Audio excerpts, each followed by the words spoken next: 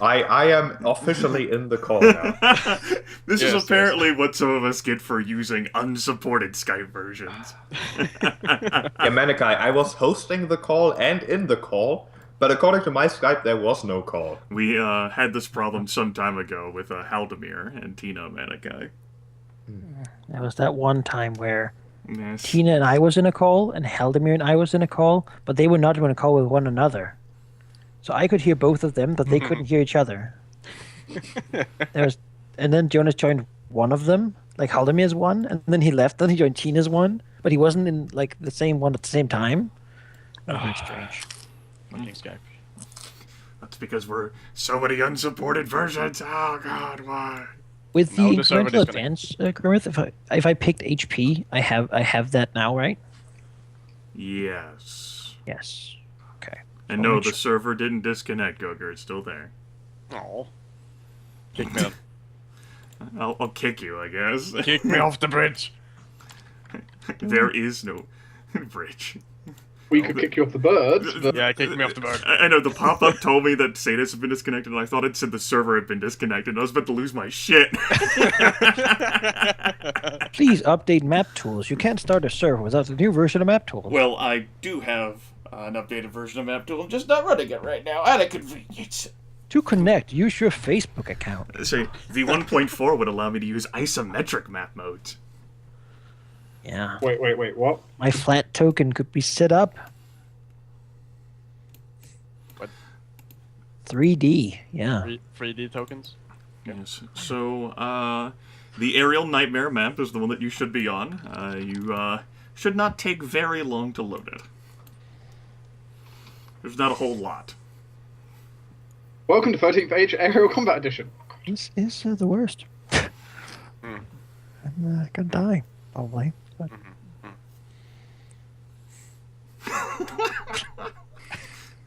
It's good to remain positive. if I get healed, my crow gets healed as well. It does. It's a question. You sounded so sure of it. The crows share your hit points. Okay, wonderful. Wonderful. That would be the first bulletin point. If the crow is that's good. if the crow's dead, you can't heal it. My crow is the strongest. I resurrect the crow. Well, I'm pretty sure. They're like gone for like 6 hours or something.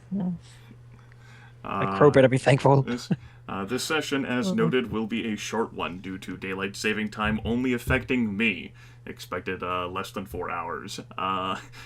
To fit that, we're actually, according to my brain, supposedly an hour into the session now. It's okay. So, no need for much for recap. I'm sure you guys remember all the exciting things that happened last session. We're going to hop right into it with a description for what I've added there to the sidebar. I wrote this down so that you wouldn't have to worry about asking me all the time. During this wonderful event, you will probably get into combat in the near future. And it may even be in the air. And if it's not now, it might happen sometime in the near future. First thing to note is I haven't put your crows on here. The crows share your hit point totals. This is to avoid you having to worry about them being separate targets for anyone who might want to fling you out of the air. If you are staggered, you must make a normal skill check and an epic tier environment that's a DC 25 to remain precariously balanced upon your crow. If you're dropped to 0 hit points, your crow dies, and while you can be brought back, your crow can't be. One-handed attack rolls will take a -2 penalty. The crow is not like a horse, and while they are intelligent creatures, they're not entirely war-trained mountains prepared to help you balance in this precarious spot. And as a result, it's just going to be harder for you to use your attacks.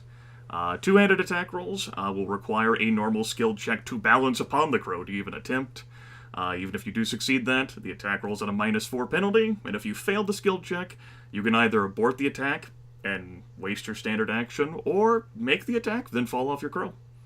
A fall at this height will cause you to lose all unattached equipment. Arrows will fall right out of quivers. Whoop! And anything else that you're not holding or is not really secured. Without immediate remedy, it will also remove you from the fight as you begin to plummet down into the Midland Sea.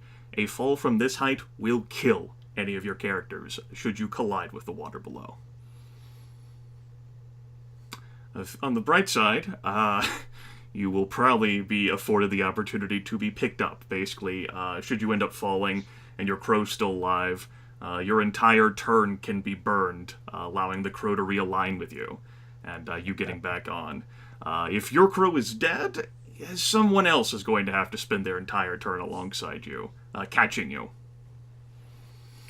So death is on the table, it sounds like. Death is on the table, most assuredly, along with equipment loss. As it turns out, falling at this great height could cause you to lose things in the Midland Sea below you. Yeah. So basically, if you reach 0, you're probably dead. Not probably, but someone would have to catch you. They'd have to take their crow and their entire turn to pluck you from the air before it's too late and you get too far away. Yes. The crows, as a description for this, you are a few days into your journey, and you are over the Midland Sea. There's no place to hide. There's barely any land masses beneath you, maybe tiny little fragments, slivers of islands, but no place where the crows could use their actual advantage, which is maneuverability. Despite their potions of rejuvenation, they are not the strongest flyers, and have stuck to around the 200 to 300 meter line, so that's how high they are up in the air. Any higher and they might be spotted by predators who might like to pick on large crows. Unfortunately, you've apparently been spotted by 2 individuals anyway. The session does begin with Aurelia shouting out a warning. She is the person to have spotted these 2 on the horizon. They are perhaps several minutes away from you, but they are approaching quickly. They are to your northeast and above you, and dive bombing both of them towards your position. It's very difficult to make out any details, but if you give it some time, you'll be able to tell greater specifics other than large red blurs dive bombing your way. They're probably not friendly. The crows are intelligent, talkative, and they do begin panicking. One of them, Aranas' crow, will say, "Those are dragons, aren't they? I've never seen a dragon before." Jasmine's crow will say, "We have nowhere to maneuver up here." Geráck's crow will be like, "I can't even maneuver with this heavy load on me anyway." Aurelia's crow will look towards the blurs where that she spotted and say, you're gonna have to keep them off us." Have faith, my feathered friends. For the powers that be will not let us down now. Tempus's crow begins panicking, in full mass, and Tempus is, holding on to it to try and not have himself flung off into the Midland Sea beneath you. Yes. That is the initial state. You folks do have some time to maneuver and to discuss things. Aurelia has some information to share as well whenever these creatures get closer, because Aranas' 6 with the 3 has instilled her brain with knowledge, which she will share. Wonderful. I'll delete that one then. All right, guys, I think this is a pretty dangerous battle. Yes. No death saves, losing our stuff. I don't see a reason to save too many resources on beating these guys. Yes.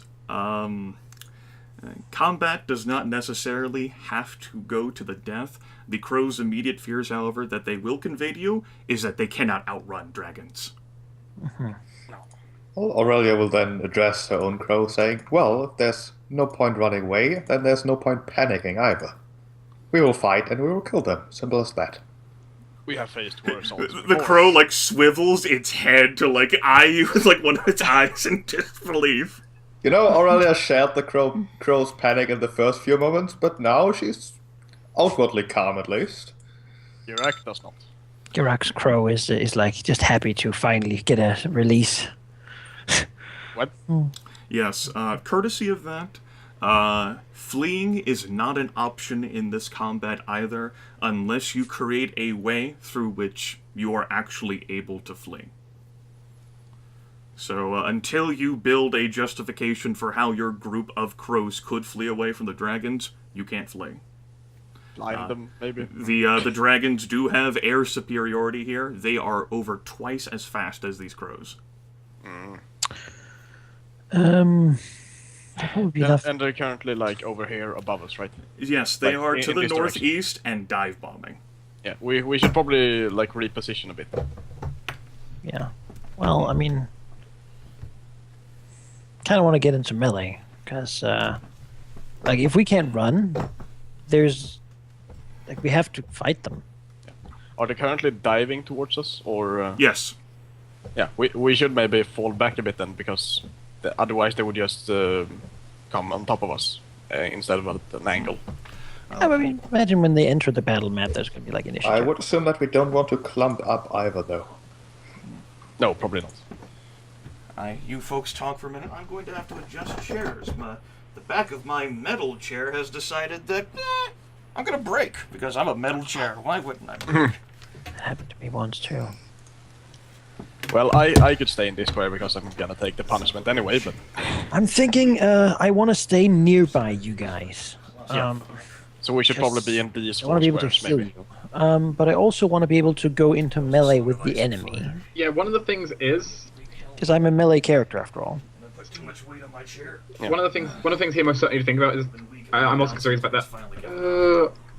It's gonna be firing my bow is not gonna be very easy. My goodness. No. I have a one-handed weapon, so I have a -2, but I don't have a one-handed ranged weapon. I could throw stuff, but I only have a limited amount of stuff to throw. There we go. you guys would be okay with me casting my defensive spells as for power this time, right? Does the bow count as a two-handed weapon? Yes. Yeah. Alright. You can't hold on. Which means I have a total Well, of 3 things to throw: an axe and 2 daggers. Grimith, I have a one-handed weapon, but I also would have a shield. So I technically wouldn't have a hand to hold on to. Like Yes, that would end up causing a problem as well. One hand would be needed for trying to balance yourself on the crow's back. Or a skill check, basically. Yes. Alright, so I would have -1 AC then. How did they find us? I'm considering the fact that I might actually just have to consider going up into melee as well at this point, because I can't reasonably range attack. The None of us are gonna have a great time fighting like this, but we have to. The crows are certainly maneuverable enough that they can get you close to... Those do look like dragons.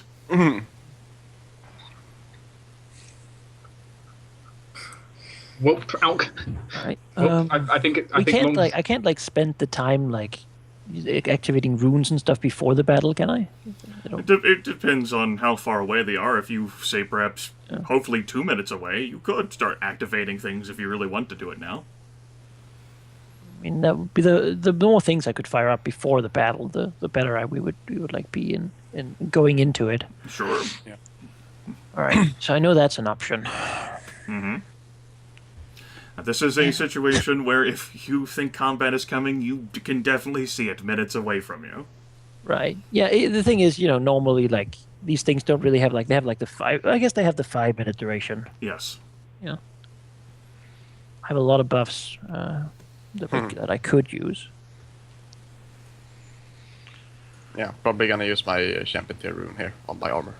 I have a champion tier rune, and I'm probably going to use my armor as well. This is, of course, your first encounter of this full heal up. It has been some sessions since you guys have had a combat. Yeah. Meanwhile, this looked like it's actually going to be my... I might actually have to use it on my weapon since I have a non-magical melee weapon. Yeah. It's a pretty dangerous one. 2 dragons and... Yeah. I agree. If we don't survive this one, it doesn't really matter about the next one, right? So maybe that's the idea of have here. With that in mind, though, before I cast my spells, would that be close enough for Aurelia to say what she has on her? Sure, heart? it would be. Aurelia is looking over towards the 2 blurs approaching, and her brows furrow deeply, and she calls out, "Those 2 were the same who attacked the Great Silver Tower That, and her hand, one of her hands, points towards the... Now that they're close enough, it's the larger of the two blurs. They are both large, but there are some both coloration differences and some slight size differences. That is Uxin the Destroyer, the eldest of a once trio of red dragons. Their parents thought themselves so powerful and so grand that they thought that even they could take on the red. But they both argued about how they were going to do it and killed themselves in the argument. Uxin is an air supremacist.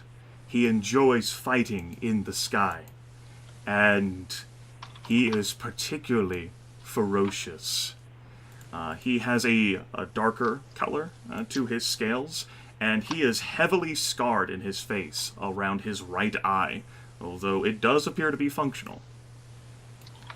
The lighter and smaller colored one is the youngest of the once trio. The middle sibling was the sister, and she died, I believe, in the south some moons ago. That is Rithamur, the Harbinger. A horde-song dragon, or so it is said. He does not get out much, preferring to stay by his horde and lure treasures to him, and capture souls to live in his gold and silver forever. Away from his horde, he should be more manageable, but his breath is said to be particularly menacing. Perhaps even more so than his older brother. Should we manage to damage them enough, however, I don't think either of them are suicidal. They don't seem to have any assistance with them. They will perhaps leave us to flight.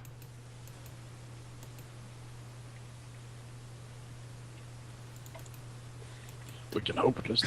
If any of you have anything for fire, though, you may wish to use that now. Yeah, do we? I think Tempus bought a bunch, but I have stuff that deals fire damage. Do not. I have against poison. Yes, and similarly, if you have anything that deals fire damage, you probably don't want to use it on these two. Mm-hmm. I do not have that either. I have resist cold and deal fire, but not the other way around. Well, son of a bitch.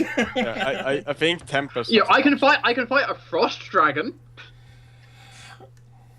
Yes, well, it's not on his notes what Tempus might have, so it might also just be champion tier anyway. These are epic tier monsters. Also, I doubt his recoveries are 88 plus 27. that does seem like it's a bit, but Gryph rolled very well. Yeah. Now, what is 27 divided by? I believe whenever, like... 3. Yes, like... we'll try 8d8 plus 9. I don't remember his exact constitution modifier, and I don't feel like pulling up his character sheet right now. We'll go with an 8d8 plus 9. If his con modifier was a plus 9 currently, then it would be a plus 27 at epic tier. Yeah, well, he didn't roll that well with his No. his stat generation. Oh, Grimith, I rolled a 24 on my constitution. Well, he'd have to have rolled a 27. How could that be not true? Yes. Well, time to. Yes, but it I mean, these are large dragons, right? Have we even fought one of those before? You have not fought a large dragon before. The Chuk closest is large, opportunity right? you've had was Chuk. Yes. Yeah, and we were pretty. Didn't want to fight her, so. My concern is also they're probably gonna have attacks that targets like all nearby creatures or something like that. Yes. Dragons, I will note, do use the escalation die. And they also don't really have a problem with their breath having to target nearby enemies in a group. Their heads are so massive and their necks so wide that they could spray any nearby enemy, depending on how many it is that they can actually target. Damn. So maybe we should spread out a bit more. Like one of you. Well, let me buff you first then. Yeah. Because If we can position ourselves, then Aurelia would perhaps request her crow to go like here. Sure. Yeah. The crows are not here effectively just to like remove some clutter on the board. But they are maneuverable enough that we can basically assume that they can move as we want them to. Like we don't have to think about like flying angles or anything like Yes, that would be correct. that. They are intelligent creatures. It's just that Well, while you know, the it- crows are more maneuverable, the dragons are purely faster than the Like crows. Pathfinder flying rules of having to do all kinds of crazy maneuvers. Nope. All right. I could do Bless would offset the attack penalty for one-handed weapons pretty well. And then I could do like Shield of Faith to give us all some much needed bonuses to defenses. Don't know what they're gonna target though. Probably physical defense. At this point, I believe Shield of Faith gives to every defense, so that doesn't really matter a whole lot. That would be correct. It's only a +1 though, so it's not amazing. Well, it's still something. It is. It's either that or temporary hit points. Why not both? if the need, if the Depends need, if we want if you to believe save the need the- is there. We're gonna. But fight those are my the- 3 major buffs. Yeah, we're gonna have to fight in the fucking stronghold later on as well. Yeah, but there we can have death saves and not fall immediately and drown. Yeah, that's true. That's the thing here. Well, It's you can very lethal. you can certainly make death saves as you're plummeting with terminal velocity towards the towards See, the see my earth. point? See why I want to spend this thing now? Do I want to wake up? Okay, so not to take too much time, I'm probably just gonna do it because if I die here, then I never get to, and then they'll be like, "Fuck, should have done it." Yeah, and I will activate my champion tier rune on my armor. Which one should I cast that everyone benefits from? I'm thinking the defense one. Yeah, the bless. Is Tempus Or gonna no. participate, Grimith? Yeah, Is there you, reason to- you guys are going to be controlling him. I'm not going to be. Okay. I'll be controlling Olio. Alright. Sure, How- I'll okay, refresh myself let's- on his abilities, but I know most of them. Maybe place him like over here or over here. Where do you want him? Over here or over here, I would say. Let's see. Yeah, here, so we're because not then bunched up. someone. Let's see, where were they coming from? They are Uh, dive bombing above you and from the northeast. Yes, from Okay. the top right corner. Someone won't get my buff then. My defensive buff, anyway. I can like once per battle, I can cast one spell that targets 5 people. Otherwise, my spells are only targeting 3. Well, So someone's gonna have to not get buffed. Much. roll my champion tier rune first, and then we'll see. Alright. I'll probably Champion do tier, as well. champion tier rune 4. Armor. Alright, so that's good. Could you roll mine as well? 4. Armor as well. I got advanced it's Applies to both, and you may reroll 1 failed save. bonus to AC, and I can reroll 1 failed save. I'll just like add that as a note on my thing. Here, below my item. There we go. +1 to AC because I'm not using my shield, right? That's a +2. I'll just make it parentheses with it. My active AC. Yeah. And I guess I'm not using my shield either, so yeah. Yeah. And then to offset the bonus there, I suppose the most important. Do you guys think to hit or defense or temporary hit points? I like the hit points, but that's really up to you. It's +1 for defense, right? I don't know. It's a +1 to defense. It's 30 temporary hit points, or it is. I mean, I think the blast is really the best one because it also gives some temporary hit points. Alright, sure. Not a lot, but it's better than most. So I would cast then Bless with my domain power from protection, or community, or protect. It's the same thing. That allows me to target 2 extra allies. I suppose Tempus is out of my reach, so that makes that easy. Yeah. So all of you would then have a. Let's take a look. Cast for broad effect is a +2 to attack rolls until the end of battle, and you can roll 2d10 temporary hit points. Why is it a +2 instead of a? Why did the power for that? Oh, it's 7th level spell, right? I Yes. see.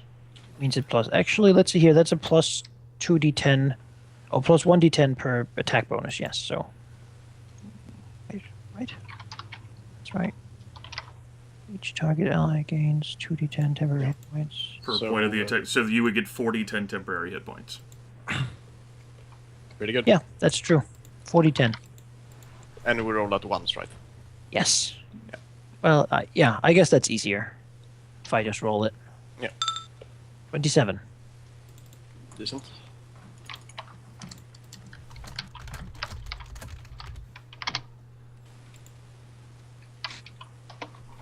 And then the bless effect. Bless Music. +2. Music. Which should nicely offset the -2 penalty. Yeah. Okay, and then I suppose Shield of Faith is valuable as well for +1 to all the defenses. For 3 people, though. 3 people. So, Well, what? They're gonna target physical defense, probably. So Aurelia has Probably, the Yeah, highest. leave out Aurelia. Okay, so that would be... Aurelia has a very low one, so I think she should have one. Sure. Yeah. Mine is pretty good as well. Yeah, And so I guess yours is now Jasmine, too. me, and... Yeah. My physical defense isn't that great. Yeah, you get the +2 to your mental and physical as well, right? No. Didn't it? The rune is only armor. But The In fact, yeah. the In fact, rune You bonus you roll also you applies. rolled that you also got but yours did as well. Oh, I did. Yeah, both Yes. Oh, of okay. it. Cool. There's All both- right. Yeah, there's- I that's you got great. 2 Thank you. effects. You got the highest effect on the table. That's good. Yeah, thank you. I was like, oh yeah, save. Oh, no other ways to get those. Yeah, so my physical defense is slightly higher than yours, so you should probably target yourself, Jasmine, and Aurelia. Oh yeah. All right then. I will do that with my Shield of Faith. There we go. It's +1 to each of them to the end of the battle. When you're staggered, it's a +1 extra. So, something to remember. So long as the people who have those bonuses can remember having them. Mm-hmm. Yeah. I'll add here. Shield of Faith. +1. Stack +2.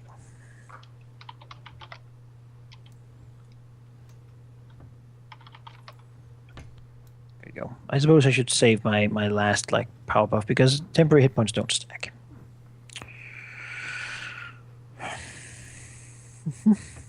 Anything else that anyone wants to use, or ideas you want to discuss, or any conversations Guys, you want to have? I think I'm just gonna go for them because we're at a disadvantage here, and the faster we can hurt them down to wanting to flee, the better.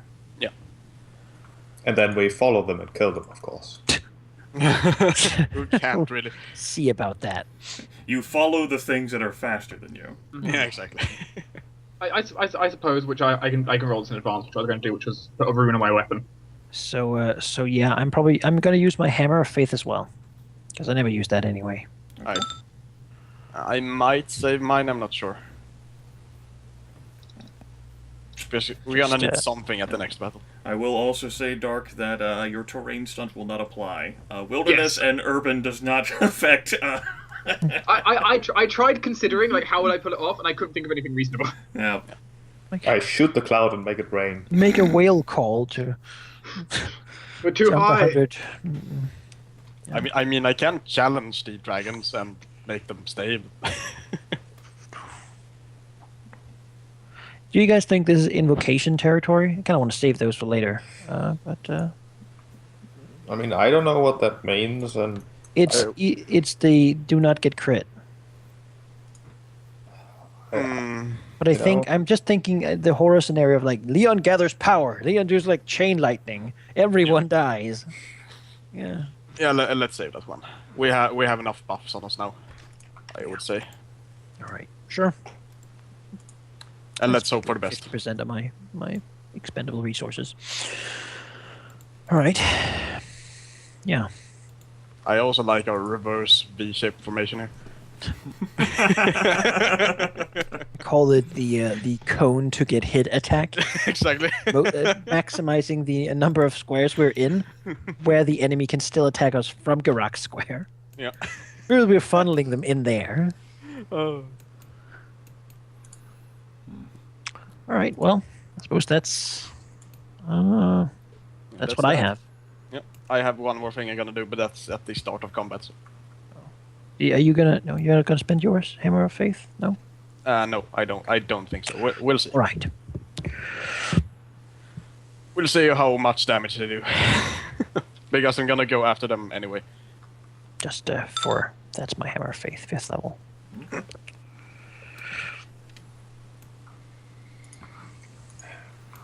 These dragons are kobold dragons, so you better not mess them. Well, Is there anything that anyone else wants to handle? well, I'm gonna do this, but that's not the start of combat, so. A prayer to mercy. Give my crow a reassuring pat on the head. Right. So you activate that, and then the dream is like, man, I hope they don't immediately just veer away, right? And like, they leave for 20 minutes and come back. Oh god. Hello, don't catch them! Fuck! We can't! If they leave, we just fly in a different direction, so they can't find us again. I mean, So, I'm gonna they could I'm find gonna us here challenge on the one of middle them, of the sea, so I suppose they have some sort of magical way to track us. As noted, the dragons are alone. Instead of using any other forms of minions or what have you, it's just the two of them. Maybe it's difficult to get fast flying minions this time.